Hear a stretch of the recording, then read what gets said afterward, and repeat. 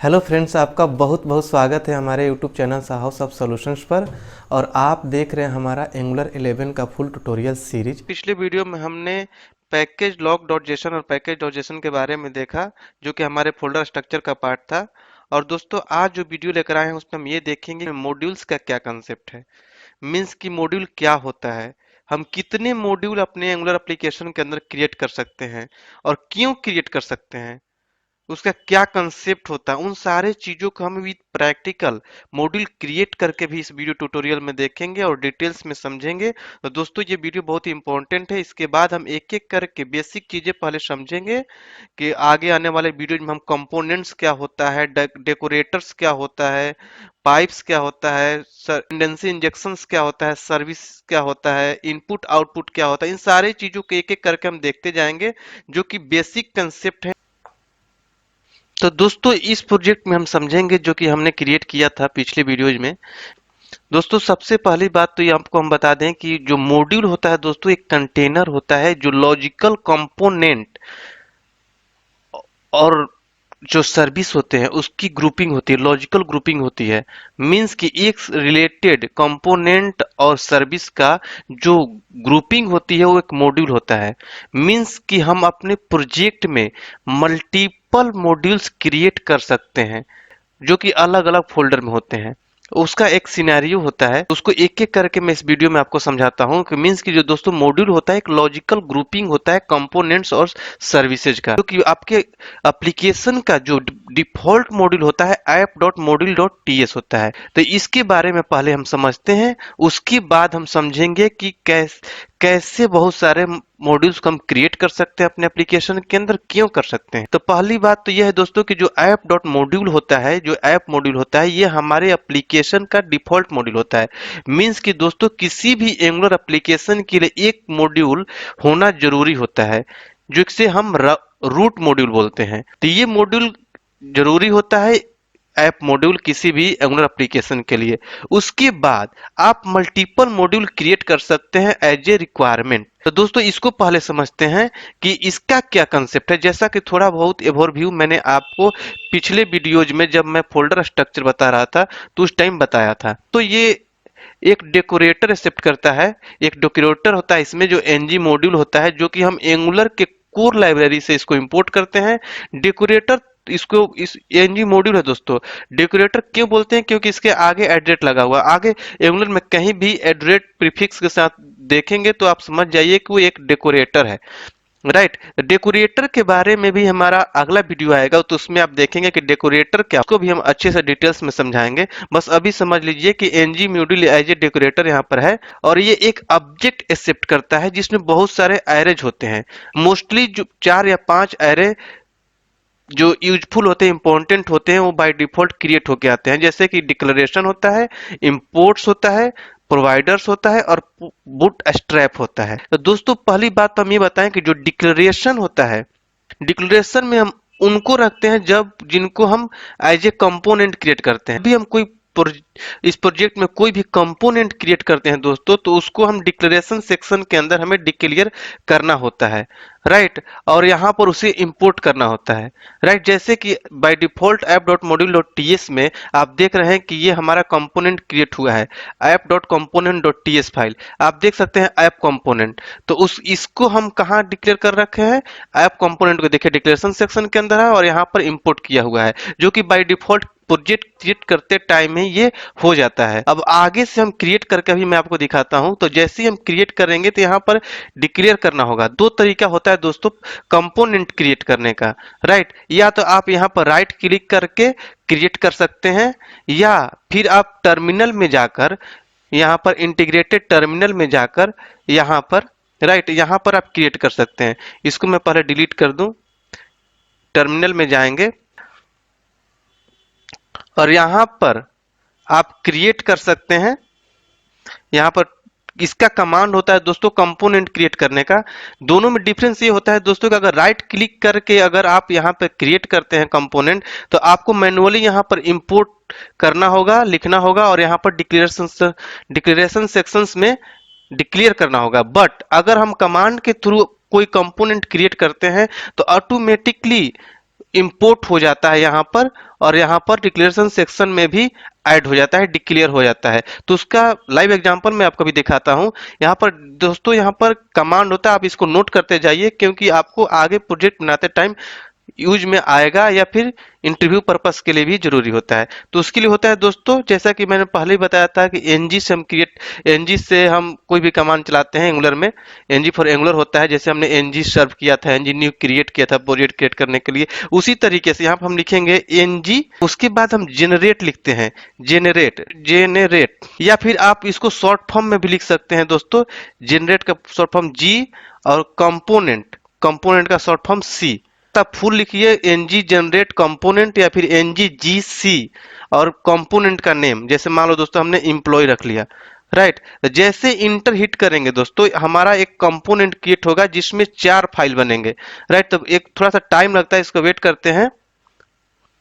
तो आप यहाँ पर देख लीजिए दोस्तों कि 4 जनरेट हो चुका है और 4 फाइल बना है, राइट। एक तो बन गया आपका employee.component.html, उसके बाद specification.ts, उसके बाद .ts, उसके बाद .css। जैसा कि आपको पता है कि अगर कोई भी कंपोनेंट क्रिएट होता है तो उसके साथ अपना एक HTML क्रिएट होता है और एक CSS, जो इंटरनल CSS होता है, उसका फाइल क्रिएट होता है। तो दोस्तों आप यहाँ पर देख सकते हैं कि अपडेट src app.module.ts भी अपडेट हो चुका है। आप यहाँ पर देख सकते हैं जैसे हमने क्रिएट किया, अपने आप एम्प्लॉय कंपोनेंट यहाँ पर इंपोर्ट हो गया, यहाँ पर देख सकते हैं इंपोर्ट हो गया, और डिक्लेरेशन सेक्शन में भी डिक्लेयर हो गया। और ये फोल्डर देखिए यहाँ पर बन गया एम्प्लॉय नाम से। इसके अंदर आप देखिए 4 फाइल बन चुका है। एक जो मेन फाइल होता है इसका employee.component.ts, इसमें हम वर्क करते हैं। और यहाँ पर आप देख सकते हैं, जैसा कि मैंने पिछले वीडियो में बताया था कि अपना हर कंपोनेंट का एक सिलेक्टर होता है, और यही सिलेक्टर इस कंपोनेंट का रेफरेंस होता है, इंस्टांस होता है। इसको हम जिस HTML पेज पर रखते हैं तो इस पेज का, इस कंपोनेंट का सारा वर्क वहां पर दिखता है, शो होता है। आप यहाँ पर देख सकते हैं कि इस कंपोनेंट के लिए जो टेम्पलेट है employee.component.html, इसका अपना HTML पेज है, इसका रेफरेंस दिया हुआ है, और इसका अपने CSS का भी रेफरेंस दिया हुआ आप यहाँ पर देख सकते हैं, employee component dot CSS। Means कि इस CSS पर कुछ भी लिखेंगे तो इसका इफेक्ट कहाँ होगा दोस्तों, इसके HTML पर, जो कि अपना इंटरनल HTML है। तो इंटरनल HTML और CSS, इंटरनल CSS और ग्लोबल CSS का जो स्टाइल्स होता है उसका मैंने डिफरेंस आपको बताया था पिछले वीडियो में, जो कि हमारा फोल्डर स्ट्रक्चर वाले में मैंने बताया था। तो आपको आई थिंक समझ में आ गया होगा क्या डिफरेंस होता है, राइट। तो ये होता है दोस्तों कि हम कंपोनेंट इस तरीके से क्रिएट करते हैं, और वही चीज आपके module.ts में डिक्लेयर और इंपोर्ट करना होता है। तो अगली बात होती है दोस्तों कि हम कितने मॉड्यूल क्रिएट कर सकते हैं। अभी तो हमने कंपोनेंट क्रिएट किया, हम मॉड्यूल कैसे क्रिएट करेंगे और कितने कर सकते हैं, उन सारे चीजों को भी मैं एक स्टेप बाय स्टेप बताता हूं। उससे पहले मैं आपको बता दूं, ये एनजी मॉड्यूल जो डेकोरेटर होता है, जो कौन कौन सा एरे एक्सेप्ट करता है। तो हमने अभी डिक्लेरेशन सेक्शन के बारे में देखा। तो दोस्तों डिक्लेरेशन सेक्शन में हम कंपोनेंट को डिक्लेयर करते हैं, पाइप को करते हैं, डायरेक्टिव्स को करते हैं, राइट। ये सारी चीजें भी अगले आने वाले वीडियोज में हम देखेंगे कि डायरेक्टिव्स क्या होता है, कितने टाइप का होता है, पाइप कितने टाइप का होता है, ये सारी चीजें हम एक एक करके देखेंगे। बस आप यहाँ इतना समझिए कि डिक्लेरेशन सेक्शन में दोस्तों हम कंपोनेंट को, डायरेक्टिव्स को और पाइप्स को डिक्लेयर करते हैं, राइट। और अगला होता है दोस्तों इंपोर्ट्स। तो इंपोर्ट्स में दोस्तों हम मॉड्यूल्स को, जो हम मॉड्यूल क्रिएट करेंगे उसको हम इंपोर्ट करेंगे यहाँ पर, राइट। मीन्स कि जैसे ही मॉड्यूल क्रिएट करके दिखाऊंगा तो आपको दिखेगा कि यहाँ पर हम उसको इंपोर्ट करेंगे। मीन्स कि कंपोनेंट हम डिक्लेरेशन सेक्शन में रखते हैं और मॉड्यूल क्रिएट करते हैं तो हम इंपोर्ट्स के अंदर रखते हैं। दोनों एरे में डिफरेंस है, इंपोर्ट्स और डिक्लेरेशन सेक्शंस में। तो दोस्तों यहाँ पर आप ऑलरेडी देख रहे हैं कि ब्राउजर मॉड्यूल और ऐप राउटिंग मॉड्यूल, जो कि बाय डिफॉल्ट ऐड है, इसमें प्रोजेक्ट क्रिएट करते टाइम ही ऐड हो जाता है, और ये देख सकते हैं यहाँ पर इंपोर्ट भी किया हुआ है। अगली बात आती है दोस्तों की प्रोवाइडर्स। प्रोवाइडर्स के अंदर दोस्तों हम सर्विस को रखते हैं। कोई भी सर्विस हम बनाएंगे अपने एप्लीकेशन में या यूज करेंगे तो उसको हमें प्रोवाइडर सेक्शंस के अंदर रखना होगा और उसको इंपोर्ट करना होगा इस पेज पर। जब हम करेंगे आगे वीडियोज में तो मैं आपको दिखाऊंगा कैसे प्रोवाइडर्स के अंदर रखते हैं, अगर नहीं रखेंगे तो क्या एरर आता है। तो दोस्तों आपके माइंड में ये भी यहाँ पर आ सकता है कि हम डिक्लेरेशन सेक्शन में कंपोनेंट को रखते हैं, प्रोवाइडर्स को अलग रखते हैं, तो हम दोनों को एक साथ क्यों नहीं रख सकते? भी क्वेश्चन पूछा जा सकता है आपसे, या फिर आपके माइंड में आ सकता है जनरली। तो दोस्तों दोनों में डिफरेंस होता है कि डिक्लेरेशन सेक्शन में कोई हम कंपोनेंट डायरेक्टिव या पाइप्स रखते हैं तो दोस्तों ये कंपाइल टाइम होता है। कंपाइल टाइम ही इसमें जो भी इश्यू आता है तो हमें वो इशू दिख जाता है, एरर शो कर देता है। बट सर्विस में अगर कोई एरर होता है दोस्तों तो आपका application as it is run कर जाता है, बट एरर नहीं दिखता उस टाइम, उसका रिजल्ट आपके पास नहीं आता, सही रिजल्ट नहीं आता। राइट, मीन्स कि ये इंजेक्टर टाइप का होता है। सर्विस हम यूज करते हैं तो इंजेक्टर टाइप का होता है और वहां पर कंपाइल टाइम पे नहीं दिखता है, इसलिए अलग अलग इसके सेक्शन बनाए हुए हैं। अगला होता है दोस्तों बूट स्ट्रैप। बूट स्ट्रैप होता है दोस्तों कि इसके अंदर हम एप्लीकेशन बूटिंग प्रोसेस के लिए हम यूज करते हैं कि कौन सा कंपोनेंट पहले लोड होगा। तो दोस्तों ये हुआ एनजी मॉड्यूल लोकेटर का कंसेप्ट। दोस्तों आगे हम देखते हैं कि हम कैसे मॉड्यूल क्रिएट करते हैं। तो मॉड्यूल क्रिएट करने का कमांड होता है, हम यहाँ पर लिखेंगे एनजी जी फॉर जनरेट या जी कुछ भी लिख सकते हैं। उसके बाद आपको लिखना होगा मॉड्यूल और फिर उसके बाद मॉड्यूल का नेम देना होगा। तो दोस्तों मान लो दोस्तों हमने कंपनी नेम से एक मॉड्यूल क्रिएट किया, कंपनी नाम रख लिया, बाद हम इंटर हिट करेंगे। राइट, तो दोस्तों इसके बाद क्या होगा कि आप देखेंगे यहाँ पर एक क्रिएट हो गया ऐप एसआरसी के अंदर, ऐप के अंदर कंपनी के अंदर company module dot TS create हो गया। दोस्तों कोई भी फाइल क्रिएट होगा तो ऐप के अंदर ही होगा, क्योंकि ऐप एक रूट फोल्डर होता है। राइट, तो आप यहाँ पर देख सकते हैं कंपनी नाम से फोल्डर क्रिएट हो गया, उसके अंदर आप देखिए company dot module dot TS file create हो गया है। मीन्स कि आप मॉड्यूल क्रिएट कर सकते हैं एक एप्लीकेशन के अंदर मल्टीपल। दोस्तों मान लो हमारे पास ऐसा सिनेरियो है कि हम किसी कंपनी के लिए एक ईआरपी टाइप का बना रहे हैं। राइट, मीन्स कि कंपनी मैनेजमेंट सिस्टम का एक हम सॉफ्टवेयर अगर बना रहे हैं तो उसमें हो सकता है कस्टमर पोर्टल हो, एक अकाउंट पोर्टल हो, उसके बाद आप बात कर सकते हैं एम्प्लॉय के लिए पोर्टल हो, एचआर मैनेजमेंट का अलग से पोर्टल हो। तो दोस्तों हर पोर्टल के लिए अलग अलग हम मॉड्यूल बना लेंगे। क्यों बनाएंगे, इसका कंसेप्ट क्या है, तो उसके लिए मैं आपको बताऊं दोस्तों कि आपको पता है कि app dot module dot TS आपका रूट मॉड्यूल है और यहां पर हम कोई भी कंपोनेंट क्रिएट करते हैं तो उसका डिक्लेरेशन सेक्शन में रखते हैं। सर्विस बनाते हैं तो प्रोवाइडर्स के अंदर रखते हैं, कोई मॉड्यूल होता है तो इंपोर्ट्स के अंदर रखते हैं। अगर मान लो दोस्तों हमारे पास बहुत बड़ा प्रोजेक्ट है, हर पोर्टल के लिए अलग अलग बहुत सारे कंपोनेंट बन जाते हैं, बहुत सारे पेज होंगे, तो उन सारे कंपोनेंट को अगर हम एक ही app dot module dot TS file के अंदर अगर इंपोर्ट करते हैं, डिक्लेरेशन सेक्शन में रखते हैं, तो ये पेज मैनेज करने में डिफिकल्टी होगी, ये कॉम्प्लेक्स हो जाएगा। तो उसके लिए हम क्या करेंगे दोस्तों कि हर पोर्टल के लिए एक अपना अलग अलग मॉड्यूल बना लेंगे और उस मॉड्यूल में उस पोर्टल से रिलेटेड, उस फीचर से रिलेटेड हम क्या करेंगे, कंपोनेंट को रखेंगे और वहां पर उसके डिक्लेरेशन सेक्शन में रखेंगे, उससे रिलेटेड सर्विस को रखेंगे, उसके डिक्लेरेशन सेक्शंस में रखेंगे और उस मॉड्यूल को, हर एक पोर्टल के मॉड्यूल के रेफरेंस को हम app dot module dot TS file के अंदर लाकर रख लेंगे इस इंपोर्ट सेक्शंस के अंदर। मीन्स कि हर पोर्टल के लिए का अपना मॉड्यूल होगा और उस मॉड्यूल में उस पोर्टल से रिलेटेड जो भी कंपोनेंट और सर्विस होंगे उनका डिक्लेरेशन होगा और उस मॉड्यूल का रेफरेंस कहां होगा दोस्तों, आपका root module app dot module dot TS file के अंदर। तो दोस्तों इस कंसेप्ट को हम बोलते हैं फीचर मॉड्यूल्स। फीचर मॉड्यूल का कंसेप्ट भी बहुत बड़ा है, उसके लिए भी मैं वीडियो लेकर आऊंगा कि फीचर मॉड्यूल होता क्या है। तो इसी चीज को हम फीचर मॉड्यूल बोलते हैं। मीन्स कि हर एक लॉजिकल ग्रुपिंग कर देते हैं। राइट, कि हर एक पोर्टल के लिए अलग अलग हम फीचर मॉड्यूल कर देते हैं कि एक फीचर के लिए अलग मॉड्यूल भर में बना लिया, इसीलिए इसको हम बोलते हैं फीचर मॉड्यूल। और जैसा कि मैंने पहले ही बताया था कि मॉड्यूल क्या होता है, कि लॉजिकल ग्रुपिंग होता है कंपोनेंट्स और सर्विस का। तो आप यहाँ पर देख सकते हैं, आपको ऐसा लग जाएगा कि यहाँ पर जैसे मैंने बताया कि हर पोर्टल का अलग अलग मॉड्यूल होगा और उसमें उससे रिलेटेड ही कंपोनेंट और सर्विस को हम रखेंगे। मीन्स कि एक लॉजिकल ग्रुपिंग कर देते हैं एक मॉड्यूल के अंदर और उस मॉड्यूल को हम कहाँ लाकर रेफरेंस दे देंगे, app dot module dot TS file के अंदर। राइट। तो ये कंसेप्ट है फ्यूचर मॉड्यूल का, फीचर्स मॉड्यूल। राइट। तो दोस्तों एक काम करते हैं, इससे आपका कंसेप्ट और क्लियर होगा। एक काम करते हैं कि इस कंपनी मॉड्यूल के अंदर हम कंपोनेंट क्रिएट करते हैं और उसका रेफरेंस हम कहाँ देंगे, company dot module dot TS file के अंदर, मीन्स कि इस डिक्लेरेशन सेक्शन के अंदर। और इस मॉड्यूल का रेफरेंस, जो कंपनी मॉड्यूल है, इसका रेफरेंस हम कहाँ देंगे, app dot module dot TS file के अंदर, जो कि आपके लिए एग्जाम्पल हो जाएगा, प्रैक्टिकल हो जाएगा आपके लिए। जो कि मैंने थ्योरी बताया उसका प्रैक्टिकल भी आप यहाँ पर देख लेंगे।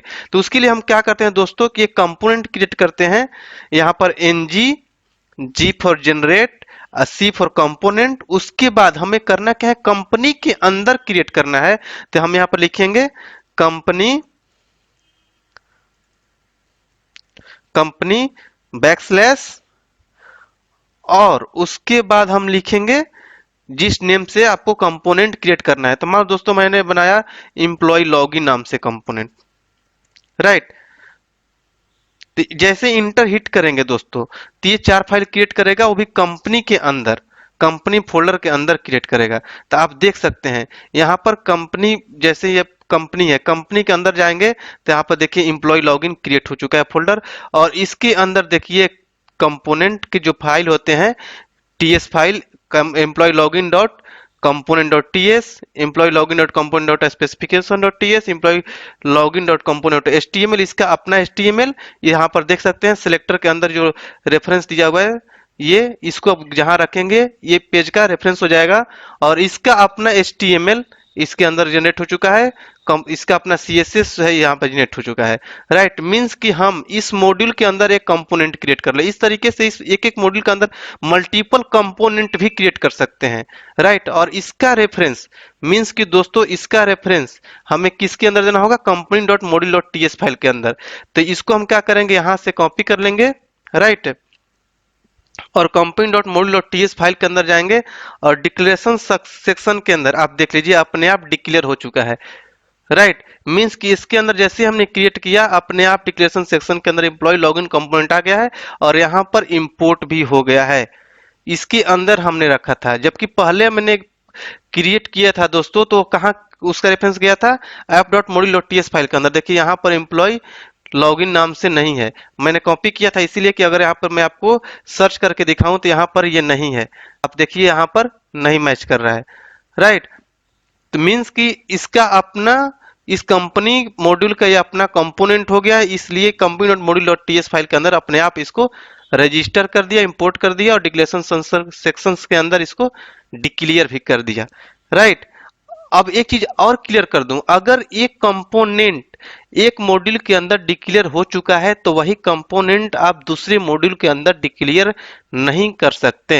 ये पॉइंट आप नोट कर लीजिए, एक अच्छा कंसेप्ट है। अगर मैं इसी को कॉपी करके अगर यहाँ पर app dot module dot CS file के अंदर और app dot module dot TS file के अंदर जाकर इसके डिक्लेरेशन सेक्शन के अंदर यहाँ पर कॉमा लगाकर यहाँ पर लाकर लिखूं तो ये एरर देगा। राइट। राइट। मीन्स कि यहाँ पर आप नहीं कर सकते। राइट। अगर मैं यहाँ पर इसको इंपोर्ट भी कर दूं, यहाँ पे इंपोर्ट भी कर दूं, तो ये एरर हमें शो करेगा। जब रन कराएंगे तो बोलेगा कि मल्टीपल टाइम आप सप्लाई नहीं कर सकते। राइट। तो इसलिए यहाँ से हम इसको हटा देंगे। मीन्स कि मल्टीपल प्लेस पर एक ही कंपोनेंट को हम डिक्लेयर नहीं कर सकते। अगला बात है दोस्तों कि अब हमें क्या करना होगा, इस कंपोनेंट को यूज करने के लिए इसको, ये जो company dot module dot TS file है, इसको हमें क्या करना होगा, यहां से कॉपी करेंगे और इसको हम app dot module dot TS file के अंदर इंपोर्ट करेंगे। राइट। मीन्स जैसा कि मैंने बताया था, कोई भी मॉड्यूल क्रिएट करेंगे तो हमें रूट मॉड्यूल के अंदर उसको इंपोर्ट करना होगा। राइट। तो यहां पर हम कॉमा लगाएंगे और यहां पर हम इसको इंपोर्ट कर देंगे। राइट। इंपोर्ट करने के लिए हमें इसका पाथ भी यहां पर रखना होगा। यहाँ पर इंपोर्ट कर लिया हमने और इंपोर्ट सेक्शन के अंदर रख लिया। राइट। तो ये कंसेप्ट हुआ कि मल्टीपल मॉड्यूल हम क्रिएट कर सकते हैं अपने एप्लीकेशन में। मैंने अभी एक कंपनी नेम से क्रिएट किया मॉड्यूल, आप मल्टीपल मॉड्यूल क्रिएट कर सकते हैं, उसके मल्टीपल मॉड्यूल के अंदर मल्टीपल कंपोनेंट हो सकते हैं। और यही आपका कंसेप्ट होता है, कौन से कंपोनेंट का रेफरेंस कहाँ होगा और कौन से मॉड्यूल का रेफरेंस हमें कहाँ देना होगा। राइट। तो दोस्तों ये अभी आपको कहीं नहीं दिख रहा है, और हम इसको सर्व भी कर सकते हैं। तो हमारा अगर एप्लीकेशन सक्सेसफुली सर्व हो जाता है तो मीन्स कि हमारे एप्लीकेशन में कोई इशू नहीं है, हमने सही तरीके से इसको मैनेज किया। राइट, यहाँ पर एनजी सर्व लिखेंगे, राइट, और इंटर हिट करेंगे। थोड़ा सा टाइम लगता है इसमें। तो दोस्तों आप यहाँ पर देख रहे हैं कि कंपाइल सक्सेसफुली दिखा रहा है, मीन्स कि हमारा एप्लीकेशन सक्सेसफुली कंपाइल हो गया, कोई इशू नहीं है। हम इसको ब्राउजर में भी देख सकते हैं। दोस्तों हमारे ब्राउजर में जो कि डिफॉल्ट पोर्ट होता है 4200 पोर्ट पर आप लोकल हॉस्ट लिख कर करेंगे तो ब्राउजर में दिख जाएगा, मीन्स कोई एरर नहीं है। तो दोस्तों ये होता है मॉड्यूल का कंसेप्ट। एक चीज और बताऊं दोस्तों कि आप कहीं कहीं देख रहे होंगे, इसमें आपको कंफ्यूज हो रहा होगा कि यहाँ पर कहीं कहीं एक्सपोर्ट लिखा हुआ है।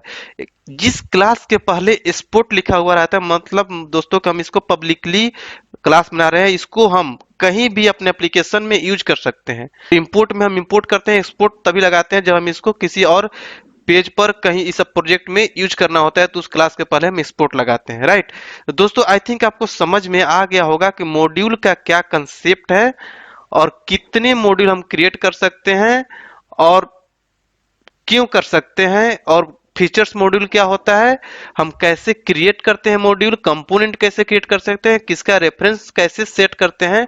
इन सारे चीजों को हमने इस वीडियो ट्यूटोरियल में डिटेल्स में देखा, प्रैक्टिकल किया। फिर भी आपके माइंड में कोई कंफ्यूजन हो दोस्तों तो हमारे कमेंट बॉक्स में जरूर शेयर कीजिए ताकि हम आपके कंफ्यूजन को दूर कर सकें।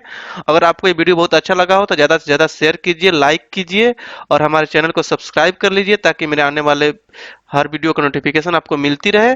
तो दोस्तों चलिए अगले वीडियो में मिलेंगे हम डेकोरेटर के साथ। कि अगर आप बिल्कुल ही कॉर्पोरेट लेवल का नॉलेज रखना चाहते हैं, आप चाहते हैं कि आप बहुत ही बड़े कॉर्पोरेट में काम करें बिल्कुल ही प्रॉपर तरीके से, प्रोफेशनल की तरह, और अच्छे से इंटरव्यू क्रैक कर सकें, अपने सैलरी को हाइक दे सकें एक अच्छा सा, तो आप हमारा ऑनलाइन क्लास ज्वाइन कर सकते हैं जिसमें हम आपको प्रोवाइड करते हैं बिल्कुल ही कॉर्पोरेट लेवल का ट्रेनिंग, जिसमें कि पूरा एंगुलर कवर कराया जाता है। एंगुलर 2 से लेकर 10 तक के सारे कंसेप्ट, पूरा का पूरा टाइप स्क्रिप्ट, क्योंकि आपको टाइप स्क्रिप्ट में कोडिंग करना होता है।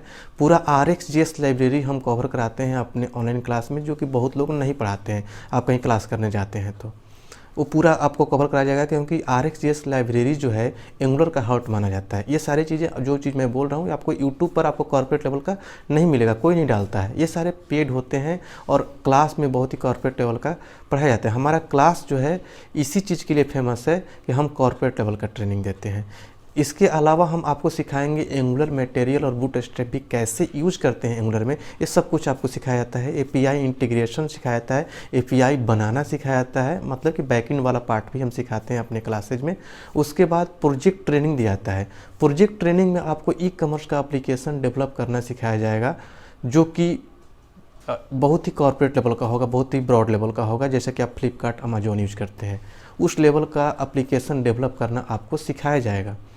तो आप हमारा ऑनलाइन क्लास ज्वाइन करके अपने सैलरी को एक अच्छा सा हाइक दे सकते हैं, इंटरव्यू क्रैक कर सकते हैं। देखिए, अगर आप कहीं से पढ़ते हैं, दो तरीके होती है कि अगर आप मान लीजिए कि आप किसी इंस्टीट्यूट में पढ़ने जाते हैं तो इंस्टीट्यूट में आपको कौन पढ़ाता है, एक तरीके से वो टीचर होगा, फैकल्टी होगा।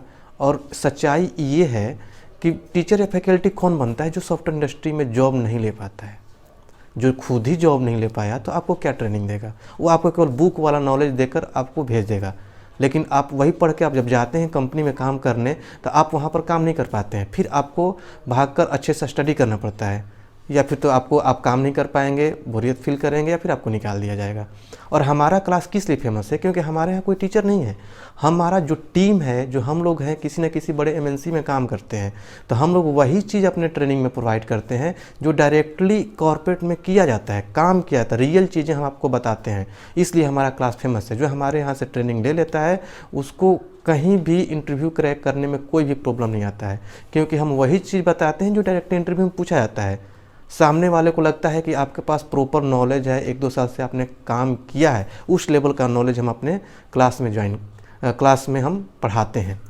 अगर आप ज्वाइन करना चाहते हैं तो हमारे वेबसाइट का लिंक इस वीडियो के डिस्क्रिप्शन बॉक्स में है, आप उस पर क्लिक करके अभी विजिट कीजिए हमारे वेबसाइट sahosoft.com पर और अपना बैच चूज कीजिए, चेकआउट कीजिए और क्लास ज्वाइन कर लीजिए। कल से ही अपना क्लास आप ज्वाइन कर सकते हैं। अगर आप इंक्वायरी करना चाहते हैं तो हमारे ऑफिशियल मोबाइल नंबर्स भी अवेलेबल है वीडियो के डिस्क्रिप्शन बॉक्स में, या इस वीडियो के स्क्रीन पर भी आपको नीचे में दिख रहा होगा हमारा मोबाइल नंबर, आप तुरंत कॉल कीजिए, इंक्वायरी कीजिए और क्लास ज्वाइन कीजिए।